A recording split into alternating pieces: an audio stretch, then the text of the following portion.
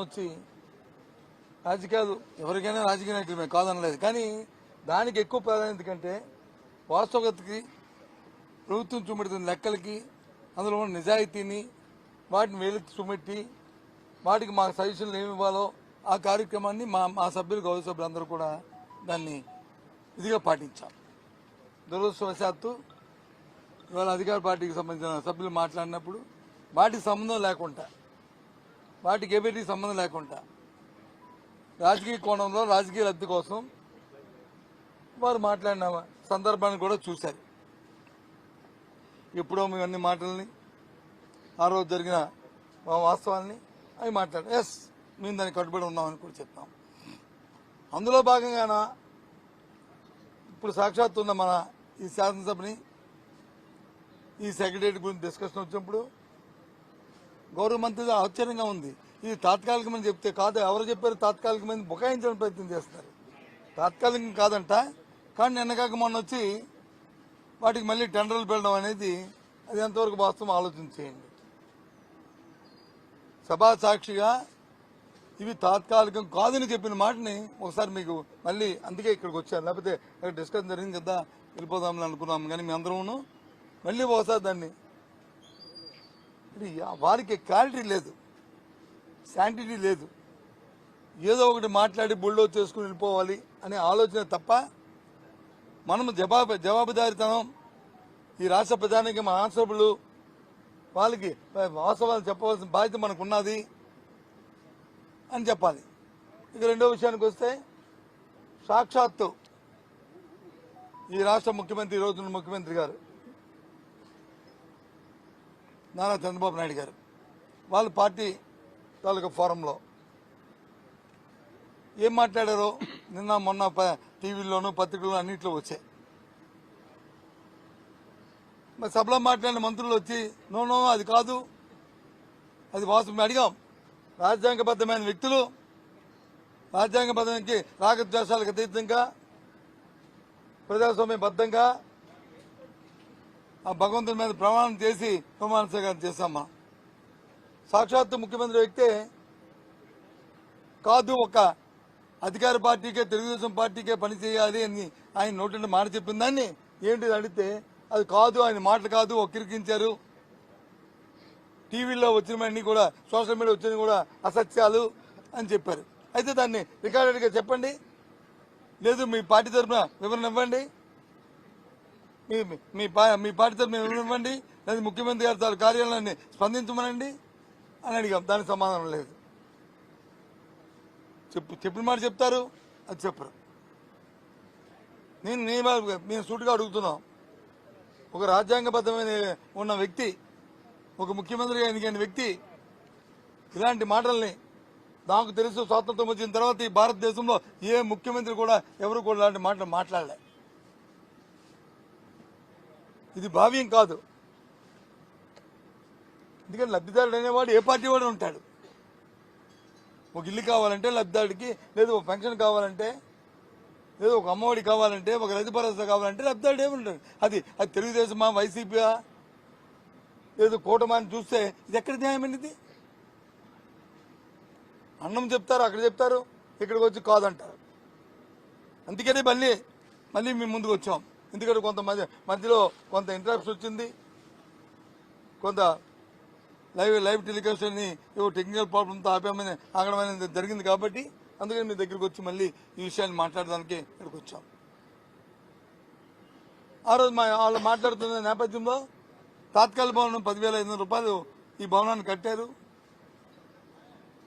మరి ఇది ఎక్కడ మరి దుర్వినియోగం కాదా, ఇది ప్రజాధనం దుర్వినియోగం కాదని అడిగాం. అడిగితే వైజాగ్లో రుషికొండ గురించి ఎత్తారు. మా రుషికొండలో బాత్రూమ్ 20 లక్షల రూపాయలు టబ్ వేశారు, 30 లక్షలతోనే వచ్చి కమోడ్ కట్టారు. ఇవన్నీ అధికార దుర్వినియోగం, ఇది అవినీతి జరిగింది అందులో అని చెప్పారు. సూటిగా ఒకటే మాట్లాడాం,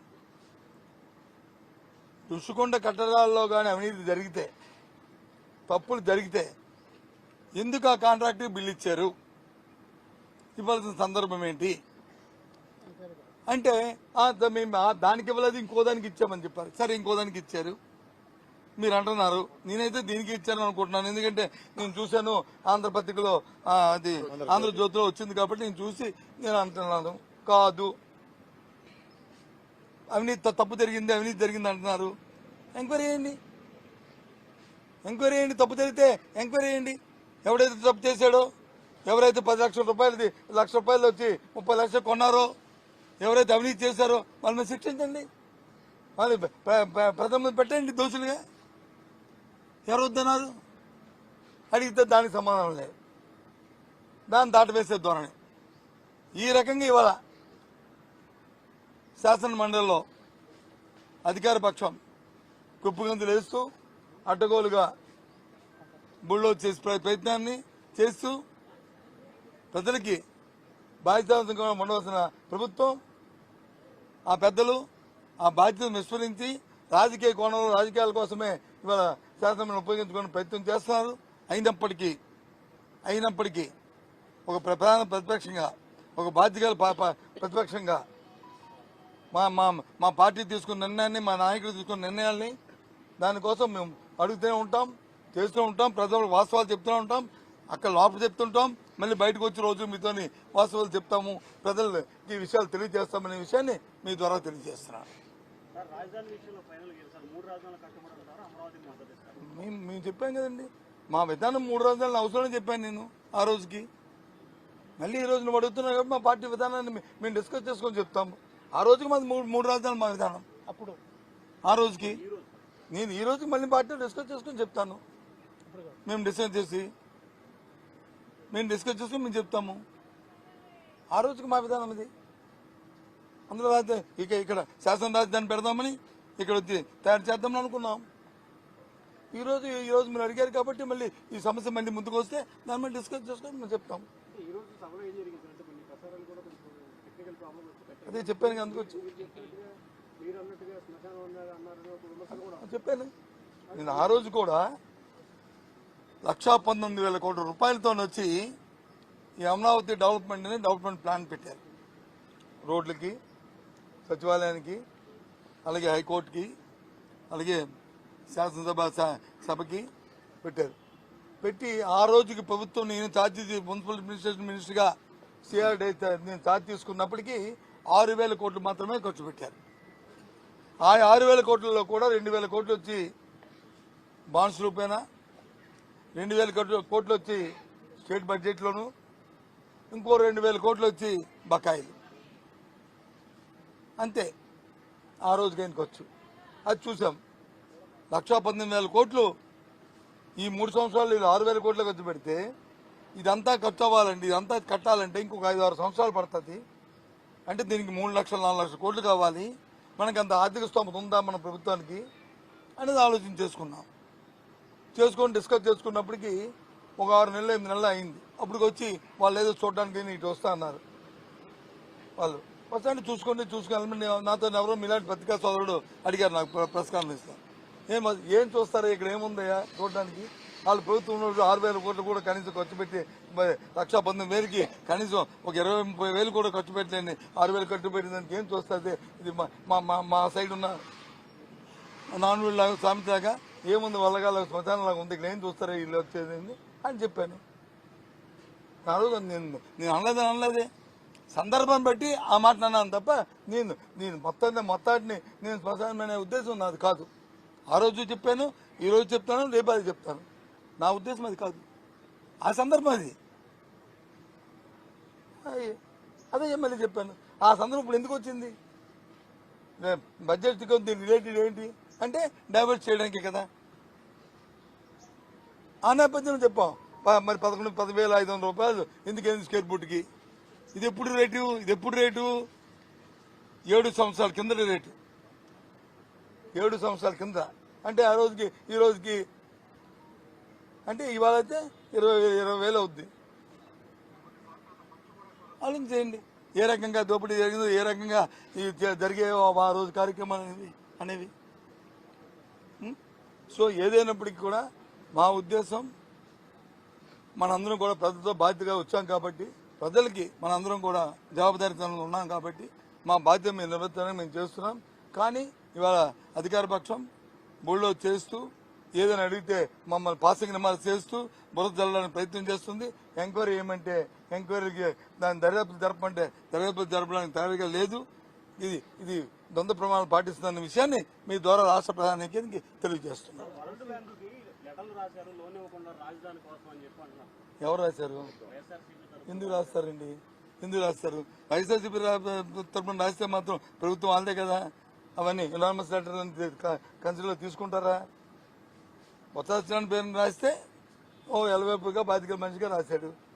లేదు జగన్మోహన్ రెడ్డి గారి పేరు మీద రాస్తే ఒక ప్రతిపక్ష నాయకుడిగా రాశారు. ఎవరో రాస్తే వాటన్నిటిని తీసుకోలేదు. మా లెటర్ మా పార్టీ విధానం ఇదేని చెప్పి అని రాస్తే తీసుకుంటారు. అది లేని దానికి ఇలాంటి పాత నిర్మాణాలు చేస్తూ దాన్ని బురదల్లడానికి ప్రయత్నం చేస్తే ఎలాగండి? చేతకాని అంటే ఆ మధ్యలో మా మధ్యలో బాగా వాయించలేదు, లేకపోతే నేను బాగా గెంతేవాడిని అంటారా? అలా ముందు చూస్తే ఇది కరెక్ట్ కాదు కదా. హౌసింగ్ వ్యవహారంలో కూడా చర్చ జరిగింది. మీరు 5 ఏళ్లలో 30 లక్షల ఇళ్ల స్థలాలు ఇస్తే దాంట్లో కనీసం 6 లక్షలు కూడా కట్టలేదు కదండి. మంత్రి పార్థసారథి కూడా కట్టాము. ఆయన నోటితో చెప్పాడు 6,50,000 కట్టారు, 6,50,000 కట్టారు, ఇంకా మిగతా వచ్చి ఈ దశలో ఉన్నాయని ఆయన చెప్పాడు. అక్కడ జరిగిన చర్చ ఏంటంటే పార్థసారథి గారు వచ్చి వైసీపీ ఎమ్మెల్యేగా ఉన్నప్పుడు, ఆయన వైసీపీ ఎమ్మెల్యేగా ఉన్నప్పుడు 1924 సంవత్సరంలో, అంతకుముందు 14-19 ఉన్న కట్టి నీళ్ళకి వచ్చి బిల్లు ఇవ్వలేదు అనేది ఆయన తాలూకా ఆయన ఎత్తిన అలిగేషన్. దానికి మేమేం చెప్పామంటే మాకు తెలిసి మా నియోజకవర్గంలో ఆయన కూడా మంత్రి గారు ఎమ్మెల్యేగా ఉన్నప్పుడు శాంక్షన్ అయిన ఇంటికి అన్నిటికీ ఇచ్చారు. ఏదైతే కట్టేసి శాంక్షన్ అవ్వకుండా నాకు బిల్లు ఎవరైతే అడిగారో వాళ్ళకి మాత్రం ఆ రోజు ఇవ్వడానికి తయారు. ఎందుకంటే అదొక స్కామ్ కింద అయిపోతుంది. కాబట్టి దానికి మాత్రం ఆపింది మాత్రం వాస్తవం మా నియోజకవర్గంలో కూడా జరిగాయి అనేది నీ నియోజకవర్గం జరిగింది. శారద్ గారు ఒకసారి ఆలోచన చేయండి, చూడండి అని చెప్పాం. అది జరిగింది. ఓకేనా?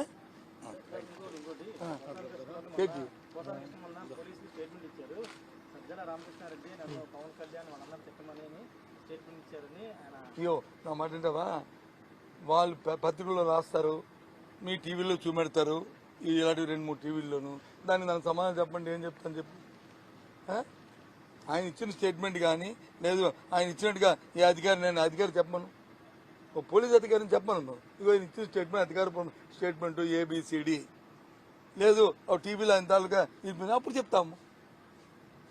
అంతేగాని చెప్పకుండా ఓలతో రాసుకొని దానికి ఆన్సర్ చేయమంటే ఎలా చేస్తామండి? ఇది ధర్మం. అది మీరు అడగకూడదు, మేము అలాంటి వాటికి మేము రెస్పాండ్ అవ్వకూడదు. ఎందుకంటే జరుగుతున్న పరిస్థితులు తెలుసు కాబట్టి మనకి ఏ విధంగా మ్యాన్పేట్ చేస్తున్నారో, ఏ విధంగా దాని ఉన్నది లేనట్టు లేనిది ఉన్నట్లు ఏ విధంగా చూపెడతారో మనం చూస్తున్నాం కదా. దాన్ని రెస్పాండ్ అవుతాం. ఓకే.